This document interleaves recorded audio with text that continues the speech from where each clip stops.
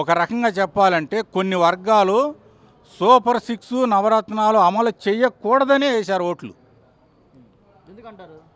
వాటి వల్ల మరి అభివృద్ధి ఎట్లా జరిగిద్ది? ఇదే మంత్రం పెడితే వచ్చేది డబ్బులు కాదు కదా, పంచుకుంటా పోతే డబ్బు ఎటు నుంచి వచ్చింది? అందుకని సంక్షేమాన్ని తగ్గించాలనే ఓట్లు వేశారు. ఇవాళ కొంతమంది నిజంగా బిలో పావర్టీలో ఉన్నవాళ్ళు కావాలంటే అది ఓకే, వాళ్ళు నిజంగా పేదరికంలో ఉన్నారు కాబట్టి వాళ్ళకి ఇవ్వటం ఓకే. వాళ్ళ వంకతోటి అందరికీ అర్హులు కూడా అనర్హులు కూడా పొందుతున్నారు నవరత్నాలు కూడా. మళ్ళీ వాటికి తోడు ఈ సూపర్ సిక్స్ అమలు చేస్తే ఇంకా మళ్ళీ రాష్ట్రం మొదటికే పోయిద్ది. చంద్రబాబు కూడా ఏం చేయలేడు. అందుకని సూపర్ సిక్స్ అమలు చేయకూడదని కోరుకుంటున్నాం మేము. మరి అమలు చేస్తారని చెప్పి అందరూ దానికే బాబు ఓట్లేసింది అందరూ, మహిళలు కానీ.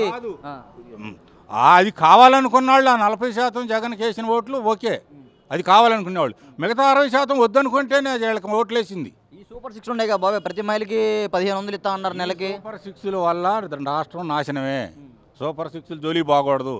ఈ పెన్షన్ 4000 వరకు కొంతమందికి ఇదే ఆధారం అవుతుంది కాబట్టి ఇది ఇవ్వచ్చు.